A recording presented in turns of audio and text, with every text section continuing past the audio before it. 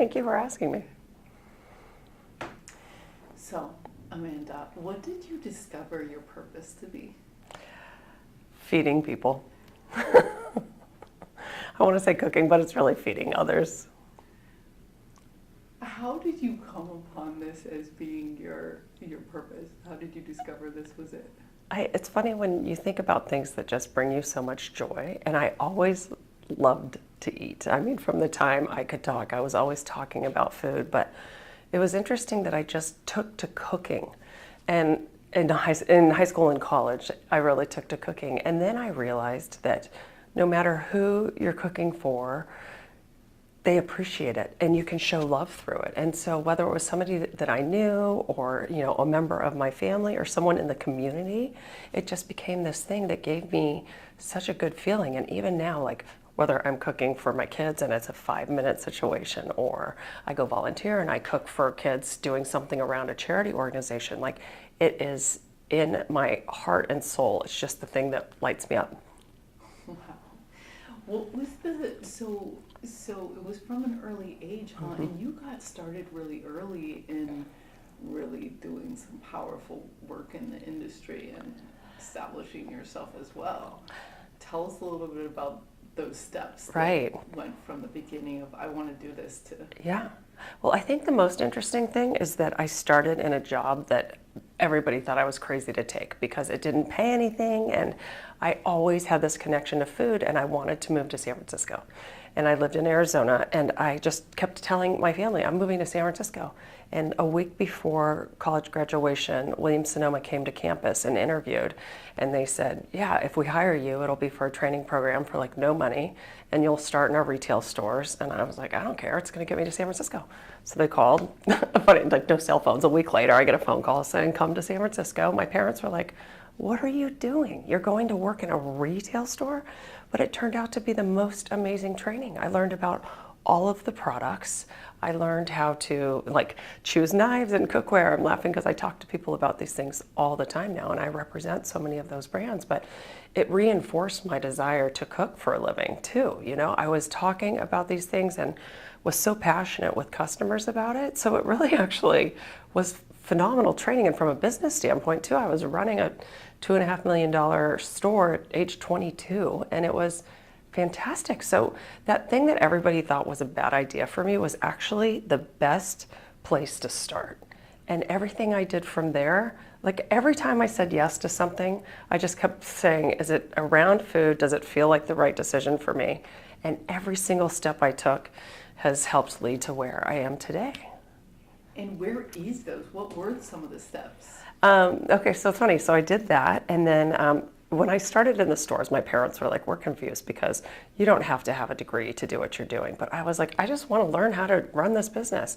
But then I was able to transfer over to their corporate office and do store openings. So that was when they were opening like 30 stores a year. So I was the kind of the project manager from the corporate side for that. So I learned a ton with that. And then I kind of like, my job was taking me farther away from it as I moved up the ranks, but I decided I wanted to go to cooking school. So I walked away after 7 years and went to cooking school for 6 months. And then just by saying, every time I said yes, I was asked to do for my externship, just test recipes for a cookbook for the owner of the cooking school. And it was 200 recipes in 6 weeks. It was just completely insane. But that led to her calling someone, Marion Cunningham, who was a really well-known food writer and cook. And she gave me a job on her last cookbook. And then it was just like word of mouth and word of mouth. So then I started testing recipes for books. And then that led to working with a chef and writing his book. And then the publishers, he gave me so much credit and said she did all the work. I got my first cookbook contract. And so it's so funny. Everything just kept going. And then after 10 years of this freelancing, Williams Sonoma kept hiring me freelance to do like cooking videos for them or work on their cookbooks. And then I went back there to become their full-time culinary director, and we built a new test kitchen, and it was amazing. So when I walked back in that building 10 years after I'd left, I was like, oh my gosh, every choice I've made has led me back to this incredible job.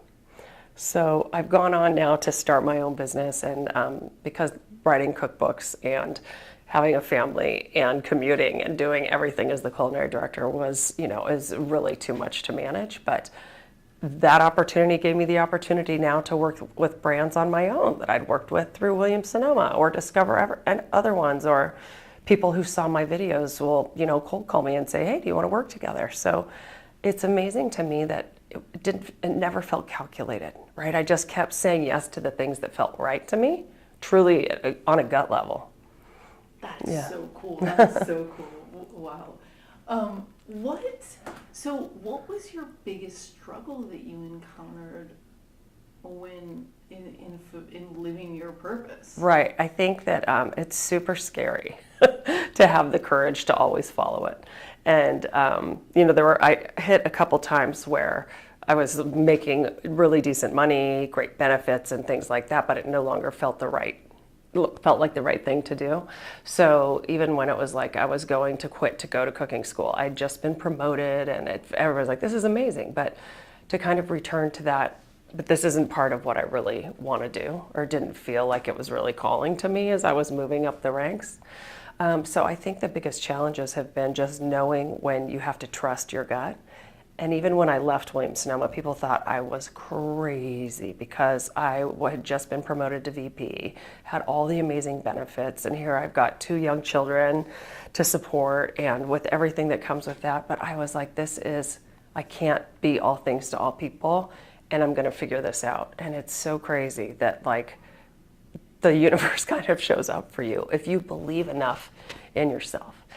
And I think that's the thing. I've never had like a big ego around what I do, but I do believe we all show up as ourselves, and no one is like me, no one is like you, no one can do it exactly like I do. So I don't really worry about competition in what I do, right? So I was like, I have another friend named Amanda, and she's in cooking and she's amazing, but people thought we were hilarious because she worked for me in the test kitchen. I'm like, she's not my competition. She does it her way, I do it mine. And so I've always been able to understand that I'm not competing against anybody except myself. And that's really helped give me the courage to be like, if somebody's hiring me, it's because they want me, right? And whatever that is. Yeah, totally. I think I left my purse down there, but I think it's fine. Oh, yeah. Because work is really... Okay. So what was the biggest like struggle that you encountered where you were just like, wow? I've had a couple, because I would say the biggest one has been a couple times when I decided to go out on my own, and you think you're on a good path financially, and then work just falls away. Like the pandemic for me was insane. It's just, I went from probably having 3 big clients that paid really great money for what I do to just like, oh my God, we don't have a marketing budget anymore. Or, I was teaching a ton of classes for a few companies, and they're like, we can't travel, we can't bring you here. So they were able to pivot some, but I had to just get scrappy. And I just had to say, there's got to be a way. And so it's funny, I'm like, I don't know if it's a blessing or a curse that when the going gets tough, I'm like, I'm just gonna figure it out. So I really couldn't I always say to people like, you're crazy. I'm like, I'll write another cookbook. Like cookbooks don't pay the bills forever, but it's like a nice chunk of money to get you through a period. And so I just make it so, right? So I've like found a way to be like, then I'll do a book project, or I launched this online cooking school during the pandemic because I was like, well, people still want to learn how to cook. We can't do it here, we can't do it there. So what if we do it this way? And it totally came through for me when I needed it, and we all got something out of it, So I struggle when sometimes you're like, whoa, what have I done? It's scary to not have that safe job. But if you can kind of stay out of the panic and like the fear mode, things usually work out okay. Yeah. So, what has living your purpose done to people around you? Like, what effect has it had on people around you? What a great question. I love that because I think I forget that the thing I probably enjoy the most about it is how you can affect other people through it. And so I always try to tell people when I'm teaching, like, we're just cooking, right? We're not saving lives, we're not doing anything. But at the same time, when you either bring somebody a meal, you serve someone a meal, or you teach someone how to cook, it is just such a joyful thing. Like, everybody loves food and to talk about food or to be given that gift, right? So I get so much satisfaction out of people finding joy in what I do.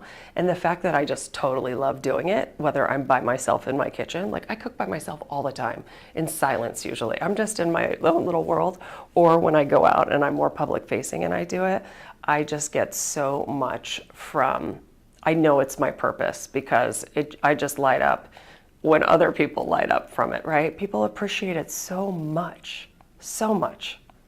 Yeah, totally. What what advice do you have for people that like do not have their purpose figured out? They don't know what it even is.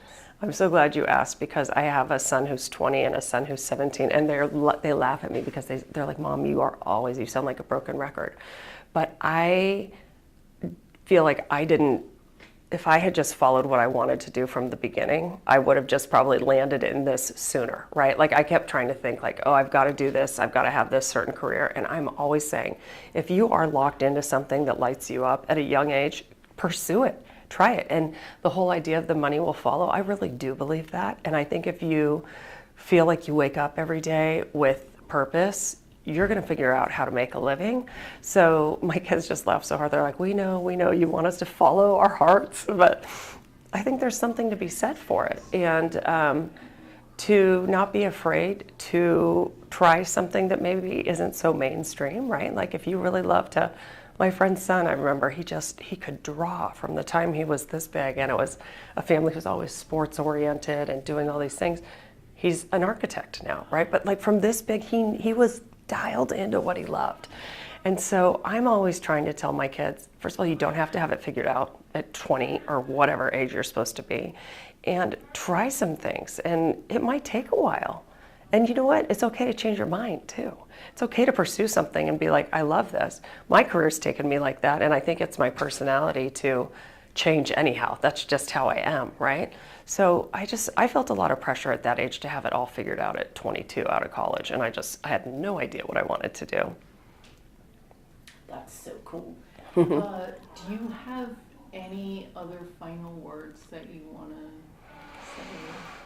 Well, purpose is such a big one. And I love that you're discussing this. And I love that kind of like on the fly what comes to mind. And I think the best part about growing older is that growing older is that I'm more locked into it. Like I know it's there. And when I steer away from it, when I get away from it, my body tells me immediately, like, you are not on track anymore.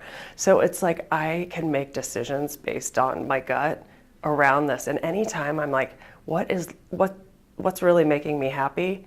It always comes back to this. It comes back to kind of serving others in this way. And anytime I do something just because someone's like, oh, it's going to, pay really well, and I'm like, oh, that'll remove some burden there. It's like, I know. And so the more you listen to yourself, the easier it becomes to stay in it. That's great advice. In closing, do you want to talk about your new cookbook a little bit? Sure. Oh, sure. Oh, I do have it. I don't have to show a picture, but let's show it. Okay. Actually, all right. that was a great interview. Oh, You're good. going to trip when you see the backdrop. Look at the backdrop.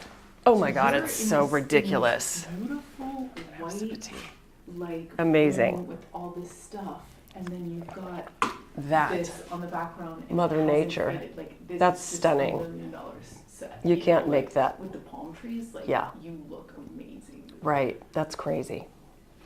I love it. Okay. We ready to pick it up? Yeah. Okay. So my latest book, which I don't know if you've seen yet, is called Homemade Simple. And what's the subtitle? Effortless Dishes for a Busy Life. The thing I love about this is the perfect example of just staying true to who you are, because the last two books I wrote were like very forward in the wellness space of being anti-inflammatory cooking and kind of like screaming that from the rooftops. But this is how I cook every day of my life for my family. And I was like, this is the book I was always meant to write. And it was the easiest book to write as well. The recipes just kind of fell out of me because it's just life on a daily basis. So I have a feeling this book will be the most successful too, because it's so true to who I am. Okay, Is it too out? Yeah, no, I was like, we can totally do it again. I don't have earphones, but I'm. We'll just do it over. That just was not feeling good. You can edit it? No, I think you should redo that. Yeah, no, but I mean, like, we can stop and you can cut that part out and we'll do it Yeah, again. oh, yeah. Should we give them a minute? Are they moving anywhere? Where are they? On the stairs? So you didn't get turned down service last night, right? I got a chocolate. No, you were supposed to get a gift? No. Oh, shucks. Oh, good. It's just for the speakers. I was like, for everybody, I bet you're bummed. No, yeah. Oh, then that's great. No. The whole swag bag at the beginning was amazing. The turnout was great. Was it? Good. Okay. Okay. You want me to do it again? Yeah. Okay. Are you rolling? Yeah. Okay. All right. So my new book that just came out is called Homemade Simple, Effortless Dishes for a Busy Life. And I love it so much because the last two books I wrote are very forward-facing in terms of anti-inflammatory cooking and just talking about it so overtly. And my kids during the pandemic, when I'd cook for them, they're like, just cook what we love so much all the time. And so my premise for this book was like really cooking the hits, but also just like, what are the basic ways I can make them a little bit better for you, right? And when I wrote this book, it just came together in no time because I'm like, this is just our life. This is how we live. And so it feels kind of truest to who I am. And I have a feeling it's going to sell better than any other book too. Like I just learned it was the best-selling cookbook on Amazon last month. Before it came out, like they featured it. And I have a feeling it's going to sell more than my others because it's just exactly who I am. Like it reflects me, you know? So I'm really excited about this one. But again, I'm ready to write another one. I love it. I love it.